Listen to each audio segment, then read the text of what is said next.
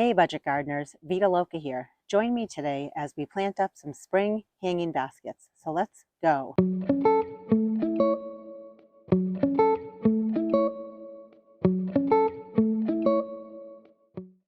Today is April 22nd, and I'm about 3 weeks from my average last frost date.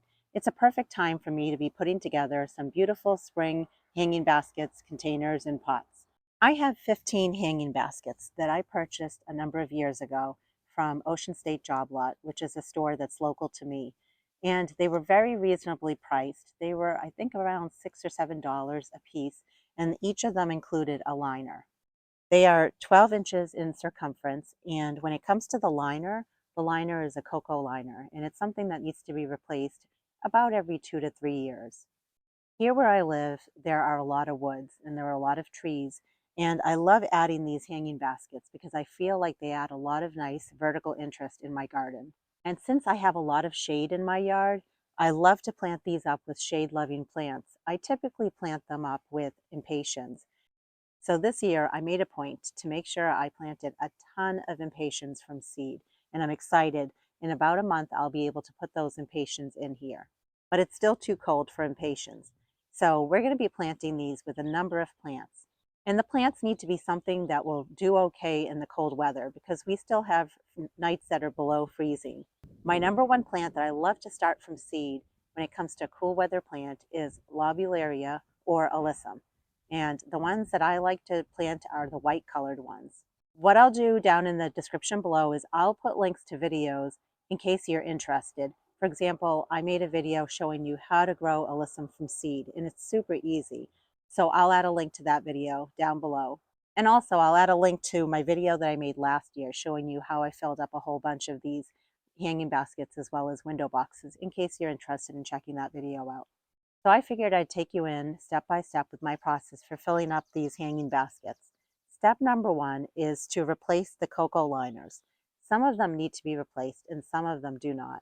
So I'm going to take you in and I'm going to show you basically my process for just replacing the liners. And when it comes to the liners, I bought the liners off of Amazon a few years ago and I got them at a very decent price. So definitely do your shopping when it comes to the replacement liners because they can get quite expensive as well. And if you buy them in bulk online on Amazon or another store like that, you're definitely going to buy it at a cheaper price. When I bought these cocoa liners online on Amazon, they came like this, and there were a number of them. And I'm just looking at the tag, and it shows that it was an 8-pack, and they were 12-inch round. So let's go ahead and remove one. I think what I did last year was I took these and I soaked these in water, just so that they could form their shape a little bit better. So let's see if we need to do that. They're definitely stiff. I think we can get away with it. I think once we fill them up with the potting mix, they will hold their form better. So that's good. That one's done. And again, this one had a liner that was pretty much falling apart last year, so I'd already thrown it away. So it's good. We're replacing it for this year. Here's one you can see that it's used, but it still is very good. I bet it was one of my new ones from last year. So this is the second season. We're not going to replace this one. This one, if I had to guess, this is the third season for it, but I think it's still definitely usable. So this will probably be its last season. What I'm going to do is go through the rest of these and check them over. And if I need to replace them, I'll replace them. But at least you can see the ones that I'm keeping and the ones that I'm changing out, just to give you an idea. Well, that's pretty good. I only had to replace 4 out of the 15 liners. There were a few that were questionable, but I think they're going to be okay for this year. So I have them all lined up here, as you can see. And the next step is to fill them up. You can fill them up with any sort of potting mix that you like. You don't want to use just plain straight compost. You also don't want to use garden soil. It needs to be something that's well draining and fluffy. So what I'm going to be doing is I'm going to be mixing 50% of my homemade compost with 50% of a peat moss and vermiculite blend. I'll show you my process for that. We're on the south side of my house, and you can see right behind me is a compost bin, and that has materials that are not ready to be used yet. I need to mix them up and get that material heated up. I'll be doing a separate video showing you my process for heating up my compost pile. But under this black tarp, is compost that I made last year. And so it's all finished, it's ready to be used, and we're gonna go ahead and take from this pile. And you can see it's literally like black gold, it's all finished.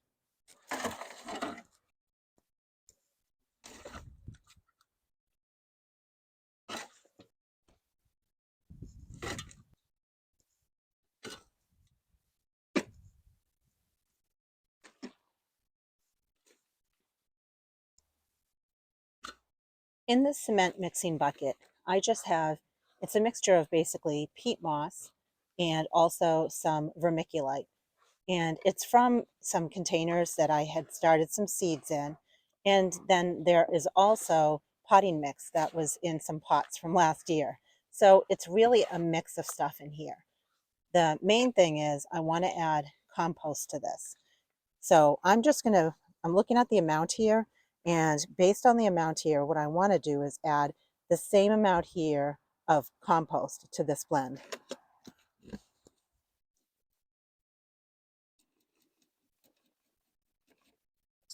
And it's an estimate, but I think it's a pretty good 50-50 blend.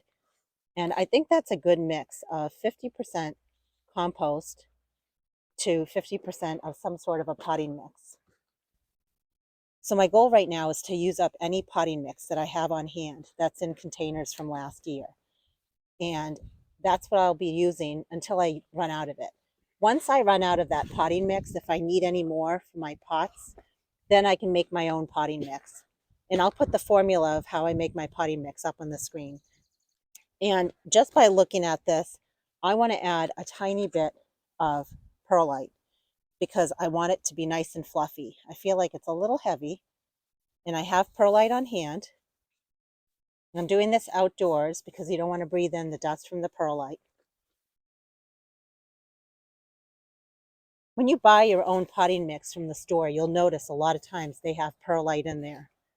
And perlite is used to help drain the water. And that's very important. You want a good, well-draining mix.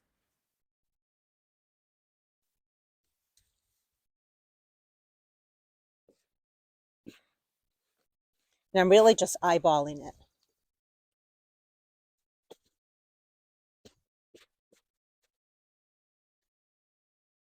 Perfect. I think that's a great blend right there. Now what we're going to do is go ahead and fill up our hanging baskets.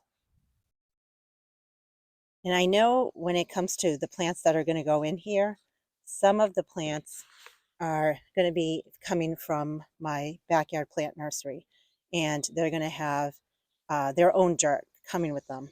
So I don't want to fill these up all the way to the top.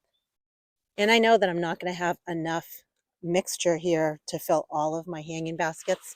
So once I've used all of it up, I'll make more potting mix blended with the compost. Okay, let me go ahead and finish filling up all of these baskets, and then I'll show you the next step after that. As you can see, all the hanging baskets have been filled with the potting mix and the compost mixture. Now let's go shopping. We're going to head down to my backyard plant nursery where I have two perennials that are overwintered there. I have Lamium, which is very beautiful, and I would call it, normally it's a ground cover in the landscape, but in a container, it's more of a spiller. And then there's also Creeping Jenny. That is also a great ground cover, and it's also a great spiller in any sort of container. Both of those plants were used in pots and containers that I had from last year. I took them out at the end of the season. I potted them up so they're ready to go for this season. I really love being able to shop my own yard for plants when it comes to making my hanging baskets. It's such a great feeling knowing that it cost me very little money, and literally the baskets will be beautiful and full in a couple of weeks. This whole section right over here is Lamium. And even though it took me a lot of work and time to pot each of these plants up, they're now ready to go, not only for myself and using them in projects in my yard, but I also can use them as part of my plant nursery because I'm sure there are going to be other people that want to buy these plants. So it really works out well having them ready to go. So what we're going to do first is we're going to pull out 15 pots of the Lamium.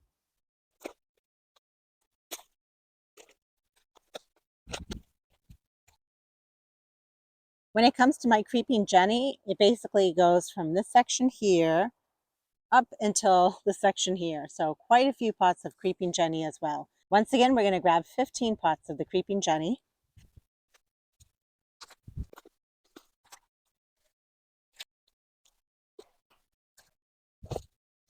Well, shopping in the backyard plant nursery was a success. Now let's head back up and get these planted.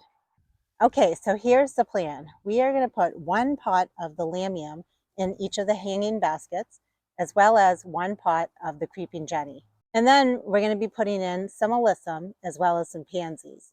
So I want to make sure that we leave room for those plants as well. But let's get started with planting the Lamium and creeping Jenny first. I'd love to know if you are planning on planting up your own window boxes or hanging baskets.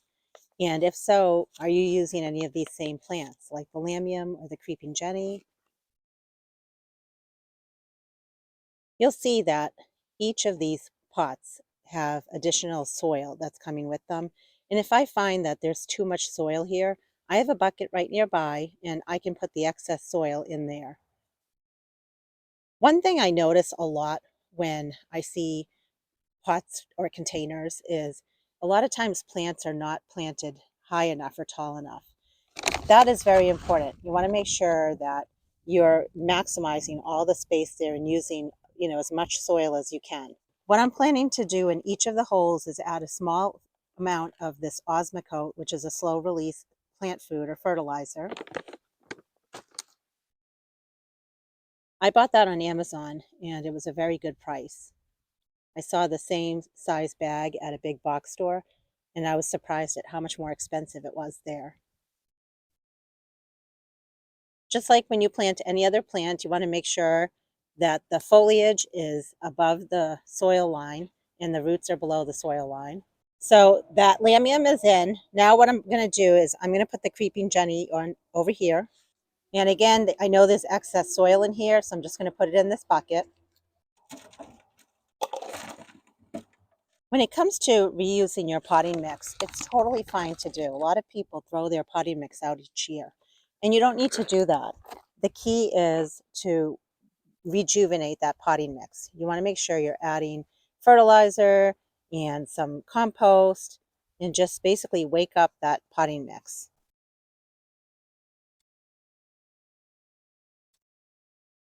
What will happen over time is the Lamium as well as the creeping Jenny will start to trail and it'll look really pretty coming down over the side of the hanging baskets. So what I'm going to do next is the same process of 1 Lamium and right across from it 1 creeping Jenny. I'm going to do it in the other 15 hanging baskets and then I'll show you what our next plan is. As I was planting up the Lamium and creeping Jenny, I was thinking to myself how small they are. If you go to a garden center, I'm sure they're a lot bigger. But then I reminded myself of 2 things. The number one thing is where I live right now, it's still very cold. I live in zone 5B and perennials are just waking up. And these are perennials that basically were overwintered in the ground. And a lot of times when you buy perennials like these ones, they were in a greenhouse and so that's why they're a lot bigger. So you just want to be patient and that's what I'm going to do is just give them time and they will absolutely fill out in these hanging baskets and look beautiful. There's not a lot of maintenance work involved, but when it comes to overwintering these perennials, there might be some older pieces that don't look so good. You just want to cut them back and just basically just trim it up so you have the freshest pieces of the creeping Jenny as well as the Lamium. The same would be true if you had these type of perennials in your landscape. You just want to cut off any of the old pieces that don't look so good and just keep the freshest pieces there. That just cleans it up a little bit. So now we're going to do something fun. I'm going to take you to a place in my yard where I have a bunch of pansies that overwintered from last year. They look beautiful. A lot of them are blooming. And we're going to take from that area and we're going to plant them in these hanging baskets. I wasn't joking when I said that. I have a bunch of pansies that overwintered. I love this space. I planted these pansies here about 2 years ago, I believe it was. I know last year I had a really beautiful display of these pansies. And you can see again, we have another beautiful display. And you know what's really funny is I grew pansies from seed indoors under my LED shop lights. They look really good. They look very healthy. They are not blooming. So what my plan is I'm going to be digging up pansies from this bed that are blooming because they look beautiful right now.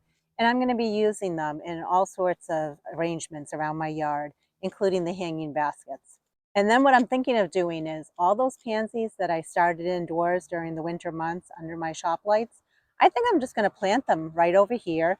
And this can basically be my holding bed to pull from year after year. And I'm thinking of not growing pansies from seed again indoors next year because it takes up a lot of room under my LED shop lights. It's time to, having to water them and care for them. And this process is just so much easier. And so far, it seems to be working. You can see there are a lot of yellows and a lot of purples, which are very pretty.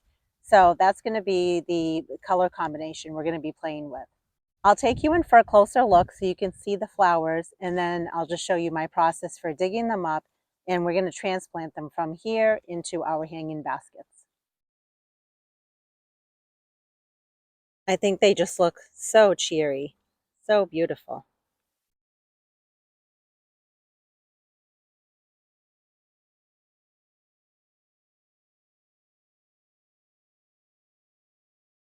Okay, let's get digging.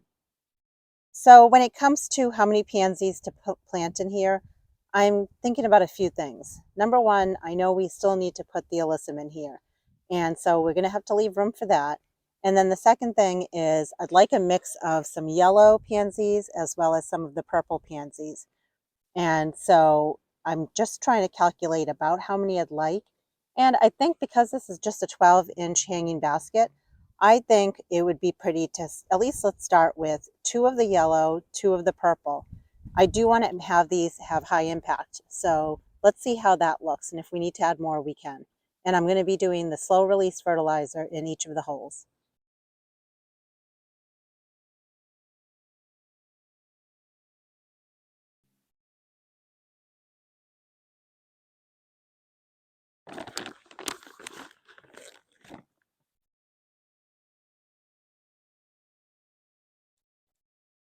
I'm just using a regular hand shovel.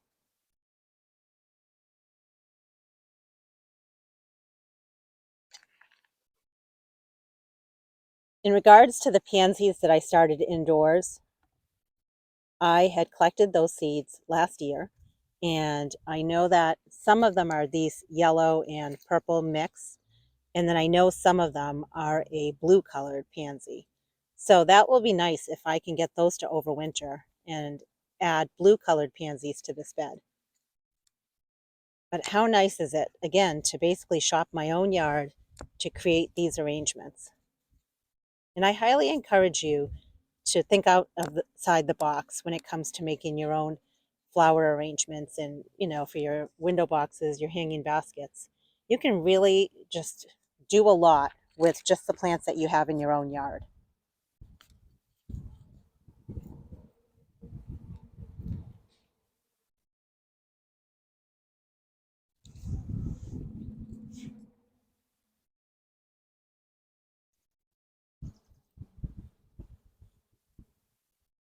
I'm just surprised with how nice and lush these pansies look. It's amazing.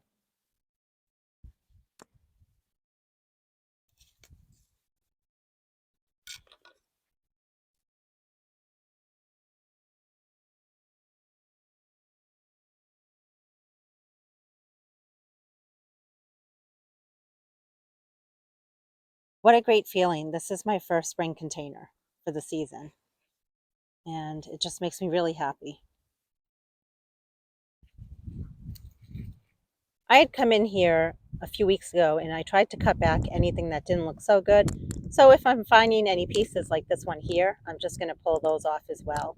It's clearly a piece that was left over from last year.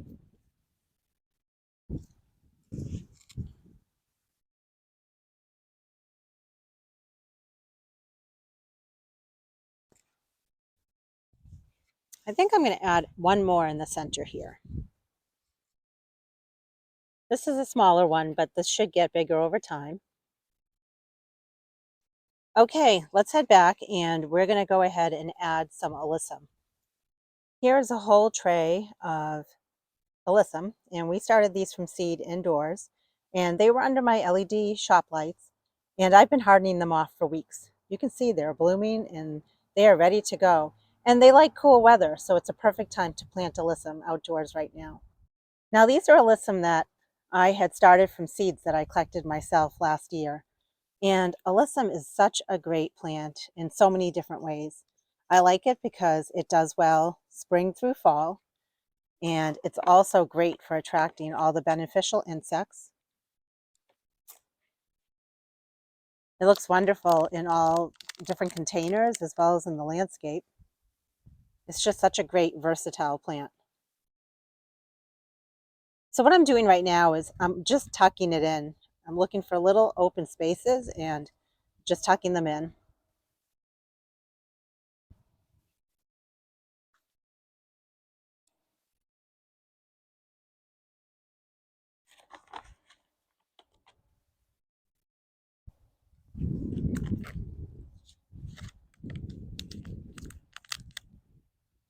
They're definitely a little on the leggy side. I probably should have pinched them back a little bit, but naturally over time they will become bushier. If I wanted to, I could pinch them back now, but I'm not going to do that. I'll just leave them as is.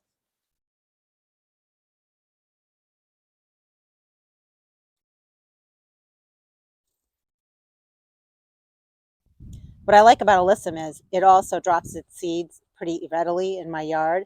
So I'll be on the lookout this year for little free seedlings that show up. And I think that's it. I think that's plenty. I think it's going to be nice because the white will fill in on both sides over here. And really all of these plants are going to fill in over time.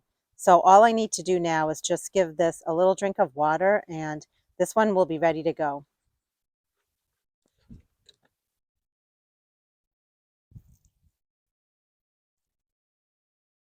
Okay, one hanging basket down, 14 more to go. I'm going to do that same exact process that I just showed you with the remaining 14 baskets. After I'm done, I'll show you how they all look, and then we will go around the yard and we will hang these up. As I was digging the pansies in this bed, I have to admit, I felt a little bit bad about taking such beautiful pansies from here. But then I reminded myself that's one of the biggest reasons why I even keep the pansies here, so I can take from them. And I think that's important to keep that in mind if you're doing some sort of cut flowers, or in my case, like pansies like this, that, it's okay to take from an area where you have it planted for a certain reason. Now, let me show you the pansies I started from seed, and I'm going to be planting those in this area on a different day. So here are the pansies that we started from seed indoors under my LED shop lights earlier this winter. They look great. They look very healthy. Probably a few of them might have buds on them. Anyway, these will get planted out into that bed. And I know that there are some pretty blue ones in here, as well as some more yellow and purple ones. Look how pretty they look. I am so happy to have this project completed. And I am excited to get these hung up, and I will show you where I'll be placing them. I really hope you enjoyed following me along with this process of filling up these hanging baskets. I hope it inspired you, gave you some ideas.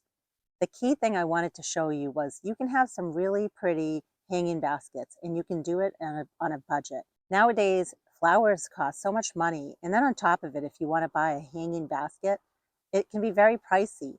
Imagine buying 15 of them. So I'm glad that we got this done.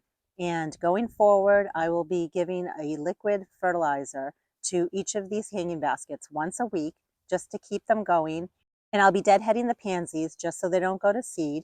And when it comes to the alyssum, there will be a point where it starts looking a little bit leggy, and I'll be sure to give it a nice haircut. I'll just cut it back a little bit so it can reflush.